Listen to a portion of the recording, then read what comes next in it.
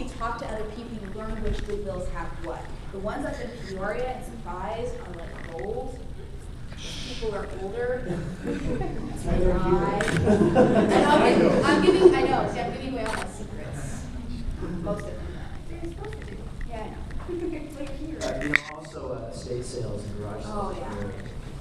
Making the time to hit garage sales, you can find a lot of stuff. I just found, and of course didn't bring it, a brass teapot and a brass vintage fire extinguisher for like $3. Yeah, which would probably cost what, $100 at an antique store. Yeah, you go to an antique store, and then also don't forget the steampunk tax too. So you go to an antique store and you say, "Hey, I'm just trying to look for some steampunk stuff." That $3 item just became $20. Same with online, eBay. You find steampunk. Yeah, they'll find a bunch of gears for $5, and they find steampunk, it's like $20. So watch out for that brand name there. But on the flip side, if you go regularly to thrift stores, not just like Goodwill, but like the independently owned thrift stores, and you make friends with the owners and talk to them, like, hey, I'm really into making my own stuff, I'm working on these various things, and get them excited about it, they'll hold stuff for you. They'll put stuff to the side for you. Talking to people who actually work with clocks, so you don't have to go online and find gears that someone's marked up. You can make friends with people. Don't tell them you're doing clock either. I actually went to an old clock shop, and there was a guy, and he had just buckets of old gears and stuff from clocks that he just like took handfuls of it and gave them to me. Yeah, if you can make it to the source, it's amazing how infinitely cheaper things suddenly become. So just start your antique thrift stores, Goodwill. You're gonna find some good stuff. After the closet. Do we have anyone have any specific inquiries from the audience? Or we just, I thought I saw a hand go up. No, apparently not. Okay, so Ember, did you want to talk about a little bit women?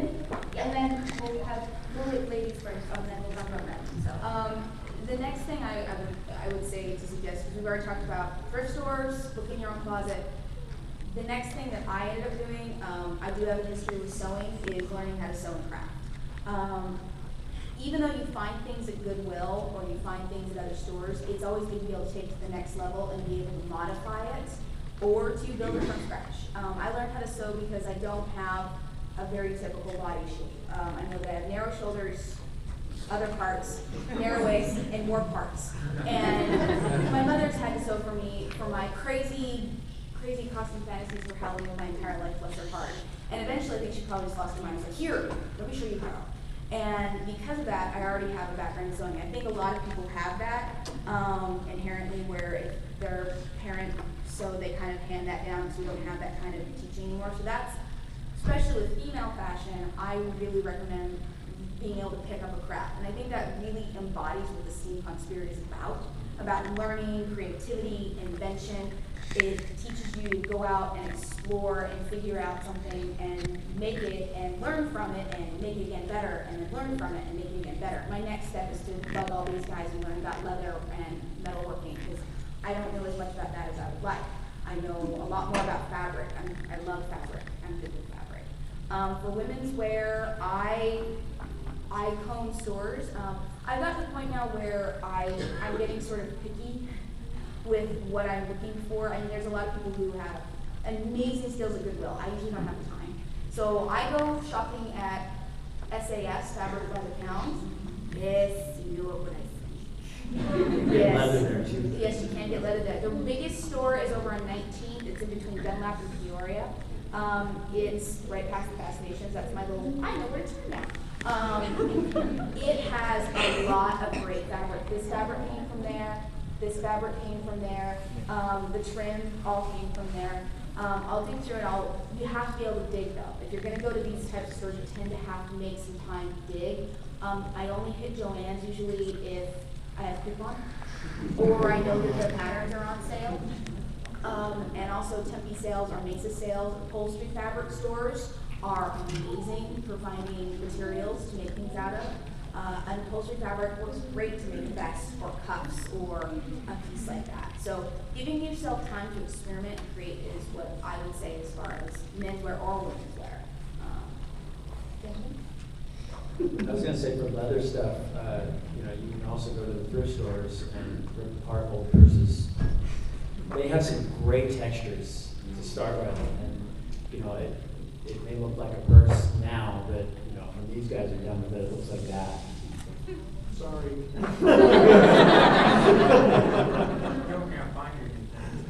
Yeah. That's all Chanel on his arm. Well, it's all about Send it off. being able to pick something up and see it as more than what it is, being able to break it down to its Yeah, base don't raw be afraid to materials. take it apart either. You never know when it falls apart, it might turn into something else. Okay, sure. Here's more steampunk on a budget as well. Well, not really on a budget, Trying. but an idea.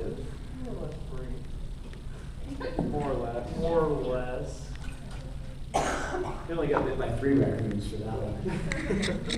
So antiquing, the combination of things here, we actually went on a sale because there's antique stores. Sometimes they'll have, the booths will have 20% off, 50% off, because they're just trying to clear stuff out. And the main part of this flamethrower is an old pointer duster. Yeah. The bottom piece, people can recognize as an old blowtorch. The rest is all just leather that we tore from scraps that we had all over the place. There's a spittoon, let's see, lamp, bell. There's actually a clock bell on this too for the foot. So don't be afraid to tear it apart, man. Good stuff. Yeah, that's the thing I love about leather. I'll throw away scrap fabric because after a while, my hair has so much fabric. But leather, I will not throw away until the piece is so itty bitty, I can't think of any way I can possibly glue it.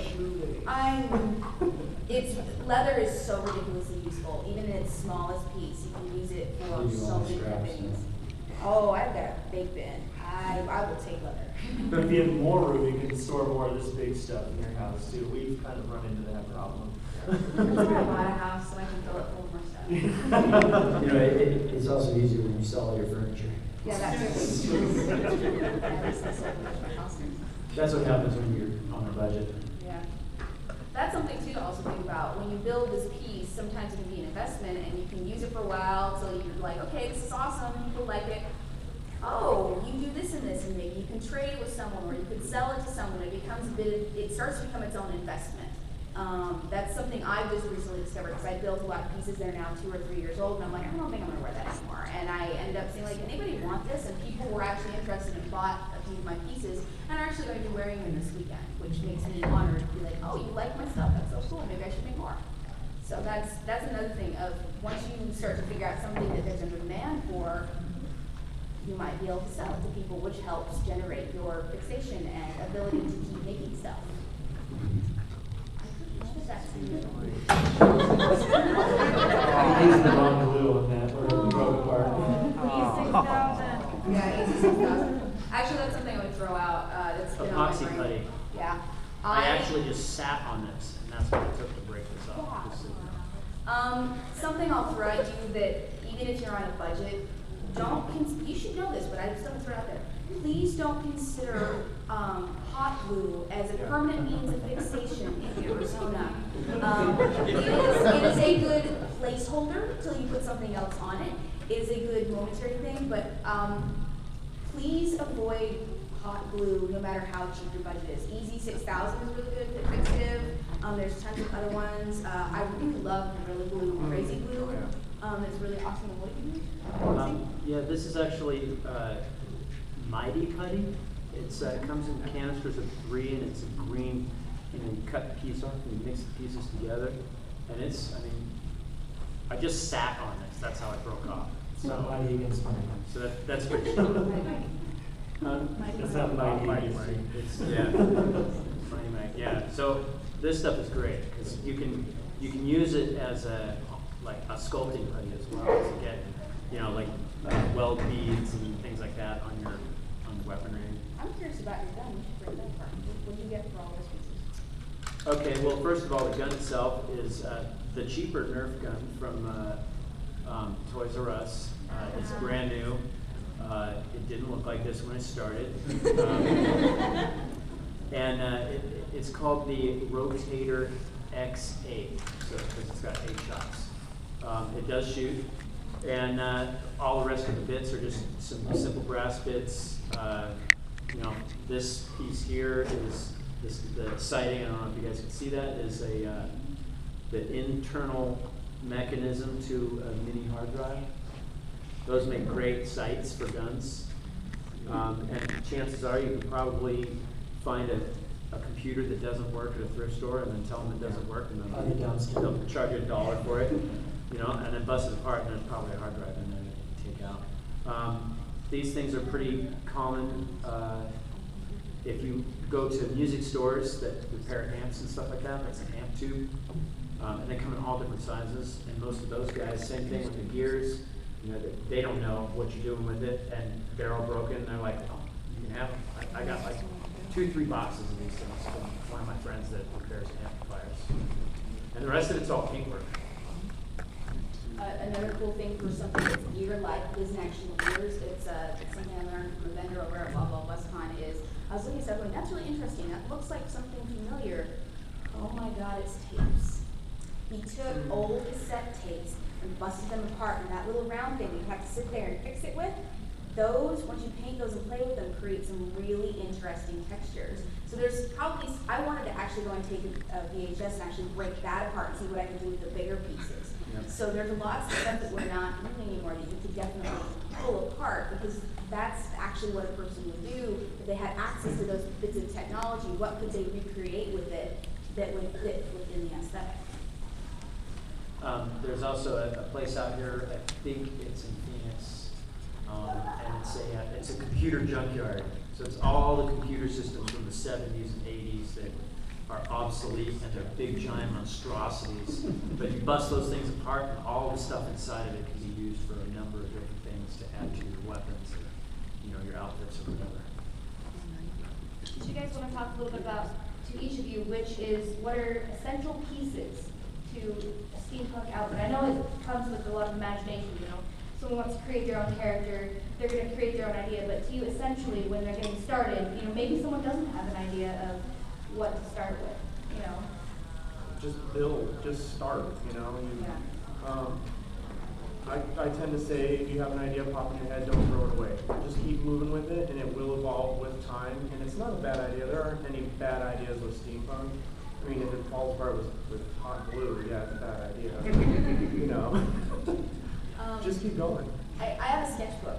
I draw. I'm a costume designer. Maybe you're not a sketch artist. Maybe you're not into drawing, and you find pictures that you like. Save those pictures.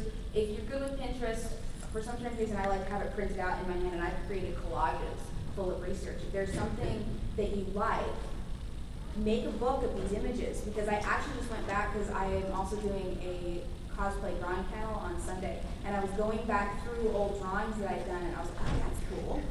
Oh, that's cool too. Why didn't I build that? That's really cool. And you'll get these ideas and be like, oh, maybe not now, and then you'll go back to it, and suddenly you have some inspiration when you might have been stuck. So any little thought that pops in your mind, you can document it in some way. I mean, you don't have to broadcast on the internet and be like, this is my cool idea. But if you keep that, it'll help you in the long run.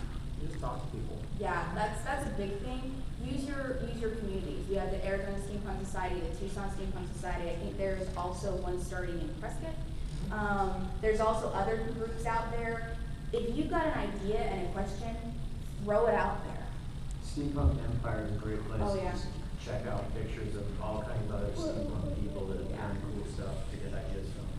And don't feel intimidated either. Because you might see something that you want, and you want that, and then you can't build it, and then you just toss it aside. Don't do it. Just look at it, get some ideas, and then build from there. Build your own creative thing, because each of ours, as you can tell, we have our own special characters. We're not basing off one person we saw and we tried to make that one thing. We're all our own unique person. For me, it's generally choosing a piece. And it was weird because we went to Ace Homeco one day, and I walked up to the knob section for drawers, and I found a lion head. And I'm like, that's going to be on a gun. Sure enough, I made this big hunting rifle. And then from there, I evolved a character who is now a darter for a team. So for me, it's just choosing maybe a weapon, maybe a backpack, maybe a radio cassette or something, just this quintessential piece, and then evolving a character around it. So. Are any of you familiar with the League of Steam? You aren't, you should be. Okay. League of Steam, they are essentially steampunk Ghostbusters. I can never remember what STEAM stands for. They amaze me to do that. They have a podcast called Steam Geeks, and they talk about that with one of the packs they create. So they have like Ghostbuster packs, has this a megaphone on it, because he's basically their sound specialist, where he can tune in and tune into the ethereal plane and you can hear ghosts and things. Well, the inspiration for that whole character and that whole pack came from they were just digging through thrift stores and they found that one piece, and suddenly this whole character evolves. He has these really cool holsters. They're like little sound boxes that he can put stuff in. It's down to the details. Just because of one piece can help you build an entire character. So if you're not sure what your character is, maybe you'll find something and go, wait a minute, and that can build your whole idea. My first character was based off that Gatling gun. Mine was a flamethrower. It was something to talk about. Big guns. And it's the supernatural and troublesome ectoplasmic operation management. There you go. Oh, I know. She's got a smartphone, she's cheap. So yeah, I mean, that's basically what they're saying too. Of course, we just like to focus in on weapons. Mine was the flamethrower. I had to come up with an idea of how to not put bullets through the hull of a Zeppelin, because I'm going to yell the ship. So we're like, well, what's safer than a rifle or a machine gun? A flamethrower. In a Zeppelin. Yes. But that's just it. I had no idea what my character was going to look like. And it's finding the pieces, going to Goodwill. This is from Lids. I don't think that company's around anymore, but these hats, you guys, you find them guys going golfing, they're wearing this stuff all the time. Tie stuff to it, guys. Put whatever you want on it, you know?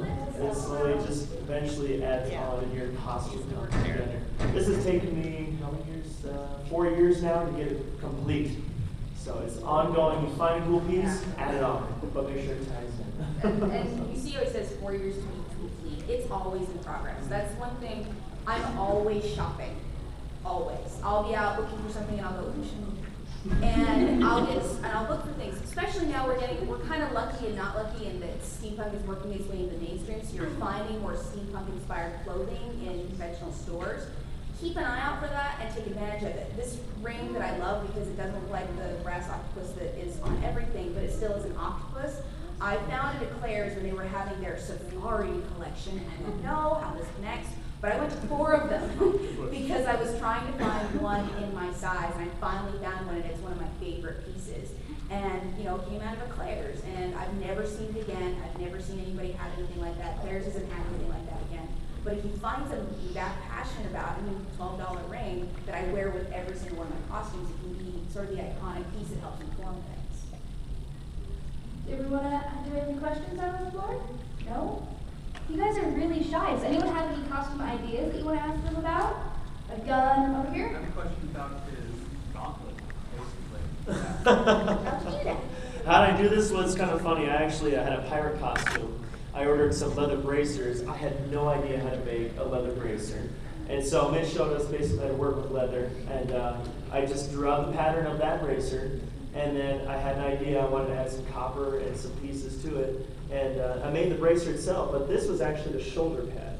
And it kept slipping down, and that's kind of a problem that I shouldn't be having. So I took it off and added it on there, and now it's one full piece. So there's that whole, a piece of your own could be now another piece and be a solid working piece for the entire outfit. Along those lines, the vest that I made, this guy right here, I actually had a smaller like hoodie that I ripped the sleeves off of. I just laid it down on some trace paper, and I just traced out each section of the hoodie. And then I cut it out in sections, laid it out on a piece of leather, cut it out, and then punched all the holes and sewed it together. I didn't even need a pattern. I didn't have to go to Joann's, all those places. It's the clothes around you, the ones that fit you. You know, just lay it down, trace it out, and then there's your pattern. You know, it fits you. You know it'll fit you. Yeah, I do that. I actually have a skirt that I love to death that I found on clearance. It's a really comfy knit skirt, and I think I copied that thing about 5 times now. I just lay it out and allow for a little bit of seam allowance because I am working with fabric, I'm not working with leather. Different rules on that. And I'll just sew that together, and it's the most comfy thing, and I get compliments all the time. Where did you get that? I made it.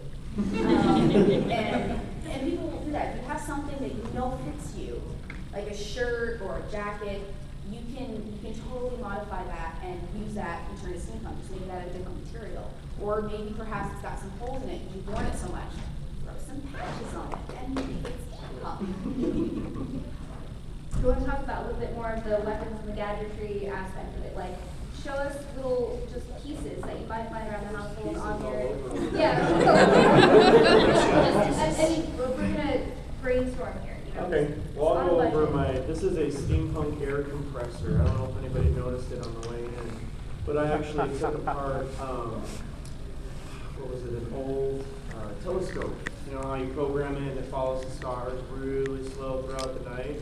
Well, they only had the stand and the motor left, and they were gonna throw it in the trash can. I'm like, I want that, you know? So I ripped all the motor pieces out, and this is what it's turned into.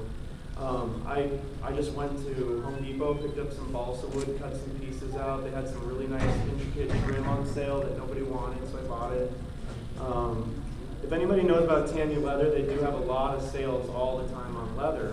They're always trying to get rid of stuff, bring in new whatnots. They have a whole bunch of steampunk stuff now too as well. It's a little expensive, but yeah, it's just, this is fish airline tubing.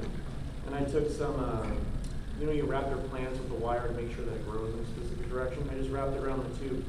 Looks great. Ink stains, they look great on everything steampunk. It makes it look old. Don't be afraid to try anything coffee ground, grind it on there, it changes color. Yeah, exactly. The valve here is actually a valve from a tire check for your bicycle.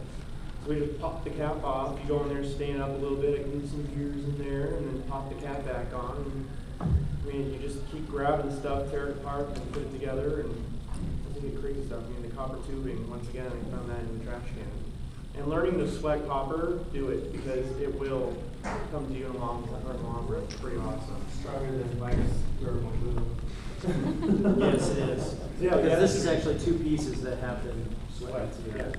So it's just finding junk. I mean, if you guys ever heard of Rockler woodworking, they have all the old brass, like luggage stuff, the corners, any decorative pieces. Rockler has that. So if you want to decorate your weaponry with that, the nameplates they have, it's actually relatively cheap, like 50 cents per nameplate and whatnot. So go raid places and just ask them for clearance. So how much do you think that cost you? This guy cost me about $30 to make.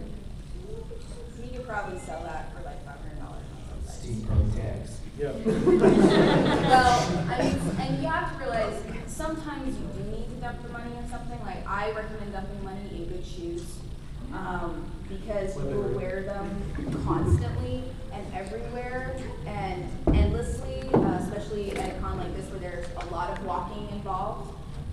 So I love investing money in things that I know that I'll use over and over and over again, and then find the other ways where I can sprinkle save and be like, I made none of that. Well, I was With gonna good reason. mention the grenade that I have here. You guys have glass bottles? Throw stuff in them. Make sure they're durable. You know what? Oh, okay. Yeah, so there's quicksand and all sorts of stuff in it. You can make it look really cool. I call this one the big rumor. They do sell it. So you gotta look in the right places. And then there's that whole thing. You just look at it and say, I can do something with it. And here's a big rumor. How many do we have here that might be cosplayers who like those fun colored contacts? You know the little bottles that those things come in? Keep 'em. Save them. I have a whole collection because I also do other characters and other cosplays, and I just think they're fun. So I had a whole container of them, so I'm waiting to figure out what I'm going to do. I'll probably do some sort of racer piece that I can put all those in there, and you can stain the insides of them, you can seal them, you can put different types of components and things. I think it'll be some sort of alchemist something or another, but those are ridiculously useful little bottles. Mine has a gremlin on it right now, but yes, there you go. So it's a necklace. And if you don't want to look for those, Michael sold it. There's a lot you can find. Speaking of going to Michael's, Joann's, any of those places, coupons. Yeah. Tandy Leather has a really good emailer that they throw out. That's why I got my leather shears for like 70% off. Also, Joann's has an app, and Michael's has an app, and Hobby Lobby has an app. Hobby Lobby's the best. Oh, those Yes, so good. Hobby Lobby, amazing. But if you keep those on you, especially with Joann's, the coupon stacked, so you'll be like, oh, I printed out a coupon and I also have that. You can use multiple coupons in one checkout, especially at Joann's, which is nice. If you find that perfect piece of fabric. You know, he was talking about Tammy starting to come out with steampunk stuff. This is one of those, this little turning gear, little thing on there. It's a cheater piece. Who cares? It's You cute. know, but I thought it was cool, and I did throw some leather behind it, so it wasn't completely cheating. We have a question up there. What do you guys think about like the dollar stores?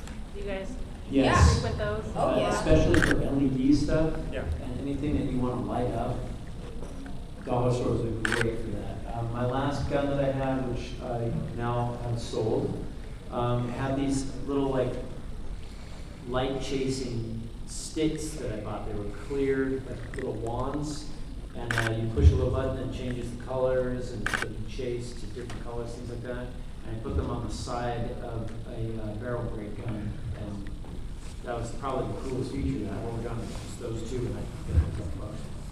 They have the little finger LEDs. I'm actually using them tomorrow for one of my other costumes. That you can kind of slide on your fingers if you want to play with the whole Iron Man or, Mystic something fingers. You can put little fun